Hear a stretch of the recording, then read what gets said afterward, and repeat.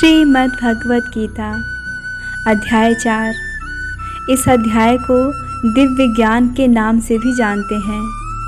भगवान कहते हैं, इमं विवस्ते योगम प्रोक्तवान हम व्यायम विवस्वान मनवे प्राह मनुरिक्षाक अब्रवीत। भगवान श्री कृष्ण ने कहा, मैंने इस अमर योग विद्या का उपदेश सूर्यदेव विवस्वान को दिया और विवस्वान ने मनुष्यों के पिता मनु को उपदेश दिया और मनु ने इसका उपदेश इक्ष्वाकु को दिया। तात्पर्य है कि यहाँ पर हमें भगवत गीता का इतिहास प्राप्त होता है।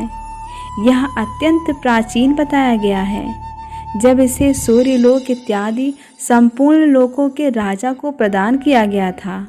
समस्त लोकों के राजा विशेष रूप से निवासियों की रक्षा के निमित्त होते हैं। अतः राजन्य वर्ग को भगवत गीता की विद्या को समझना चाहिए, जिससे वे नागरिकों पर शासन कर सकें और उन्हें काम रूपी भव बंधन से बचा सकें। मानव जीवन का उद्देश्य भगवान के साथ अपने शाश्वत संबंध के आध्यात्मिक ज्ञान का विकास है और सारे राज्यों तथा समस्त लोकों के शासनाध्यक्षों को चाहिए कि शिक्षा, संस्कृति तथा भक्ति द्वारा नागरिकों को यह पाठ पढ़ाएं। दूसरे शब्दों में, सारे राज्य के शासनाध्यक्ष कृष्ण भावनामृत विद्या का प्रचार करने के लिए होते हैं, जिससे जनता इस महाविद्या का लाभ उठा सके और मनुष्य जीवन के अवसर का लाभ उठाते हुए सफल मार्ग का अनुसरण कर सके। इस मनवंतर में सूर्यदेव विवस्वान कहलाता है, यानी सूर्य का राजा, जो सौर मंडल के अंतर्गत समस्त ग्रहों का उद्गम है। ब्रह्म संहिता में कहा गया है, मैं उन भगवान गोविंद की पूजा करता हूँ जो आदि पुरुष हैं और जिनके आदेश से समस्त लोकों का राजा सूर्य प्रभुत शक्ति तथा उष्मा धारण करता है। यह सूर्य भगवान के नेत्र तुल्य है और यह उनकी आज्ञानुसार अपनी कक्षा को तय करता है।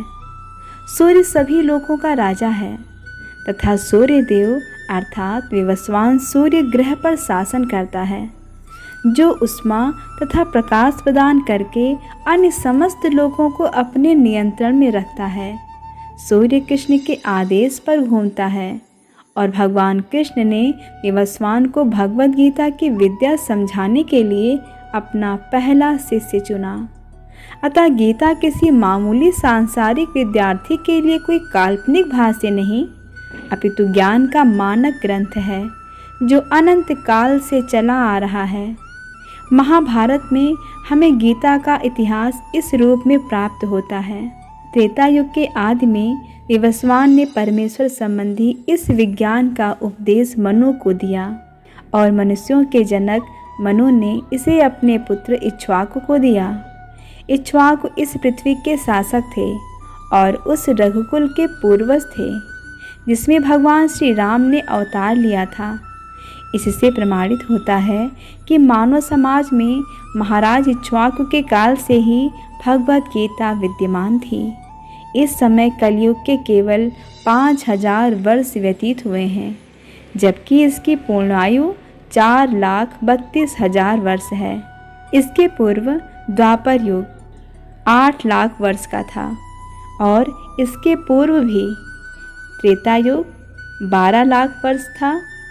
इस प्रकार लगभग 20,05,000 वर्ष पूर्व मनु ने अपने शिष्य तथा पुत्र इक्ष्वाकु से, जो इस पृथ्वी के राजा थे, श्रीमद् भगवत गीता कही। वर्तमान मनु की आयु लगभग 30 करोड़ 53 लाख वर्ष अनुमानित की जाती है, जिसमें से 12 करोड़ 4 लाख वर्ष बीत चुके हैं। यह मानते हुए कि मनु के जन्म के पूर्व भगवान ने अपने शिष्य सूर्यदेव विवस्वान को गीता सुनाई।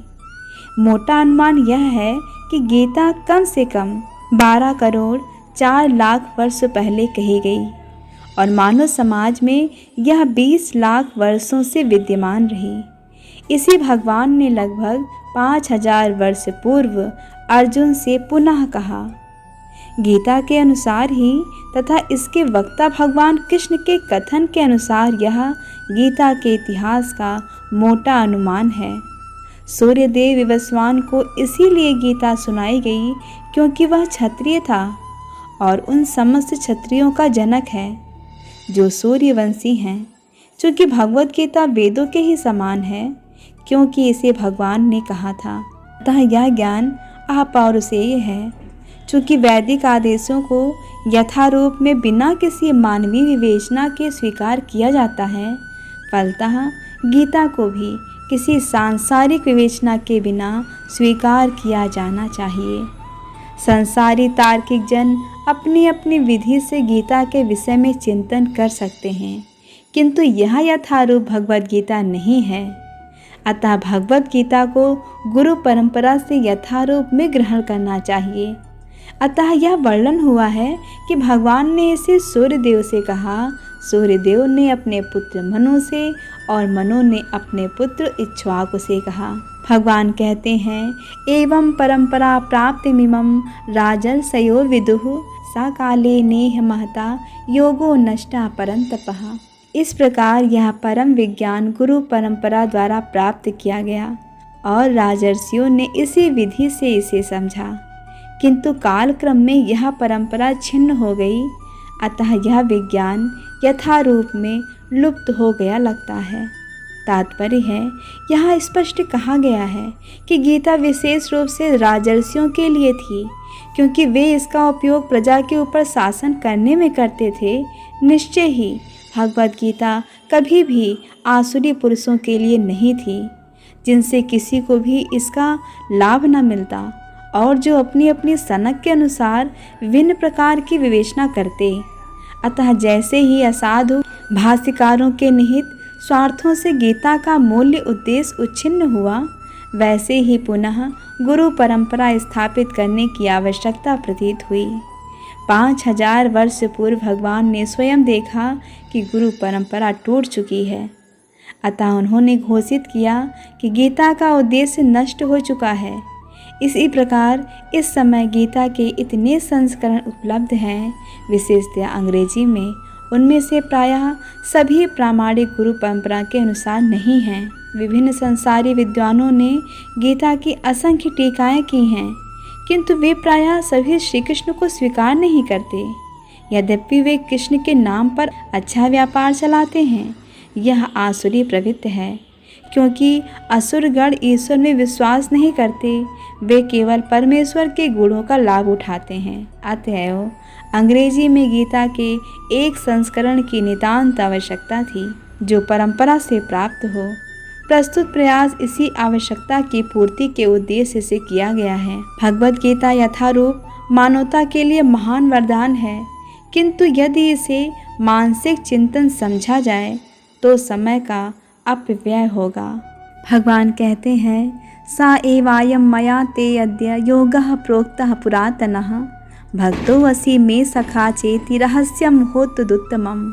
आज मेरे द्वारा वही यह प्राचीन योग यानी परमेश्वर के साथ अपने संबंध का विज्ञान तुमसे कहा जा रहा है, क्योंकि तुम मेरे भक्त तथा मित्र हो, अतः तुम इस विज्ञान के दिव्य रहस्य को समझ सकते हो। तात्पर्य है कि मनुष्य की दो श्रेणियां हैं, भक्त तथा असुर। भगवान ने अर्जुन को इस विद्या का पात्र इसीलिए चुना क्योंकि वह उनका भक्त था, किंतु असुर के लिए इस परम गुह्य विद्या को समझ पाना संभव नहीं है। इस परम ज्ञान ग्रंथ के अनेक संस्करण उपलब्ध हैं। इनमें से कुछ भक्तों की टीकाएं हैं और कुछ असुरों की। जो टीकाएं भक्तों द्वारा की गई हैं वे वास्तविक हैं, किंतु जो असुरों द्वारा की गई हैं वे व्यर्थ हैं। अर्जुन श्री कृष्ण को भगवान के रूप में मानता है, अतः जो गीता भाष्य अर्जुन के पद चिन्हों का अनुसरण करते हुए किया गया है, वह इस परम विद्या के पक्ष में वास्तविक सेवा है। किंतु असुर भगवान कृष्ण को उस रूप में नहीं मानते। वे कृष्ण के विषय में तरह तरह की मनगढ़ंत बातें करते हैं और वे कृष्ण के उपदेश मार्ग से सामान्य जनता को गुमराह करते रहते हैं। ऐसे कुमार्गों से बचने के लिए यह एक चेतावनी है। मनुष्य को चाहिए कि अर्जुन की परंपरा का अनुसरण करे और श्रीमद् भगवद गीता के इस परम विज्ञान से लाभान्वित हो। हरे कृष्ण कृष्ण कृष्ण हरे हरे, हरे राम राम राम हरे हरे।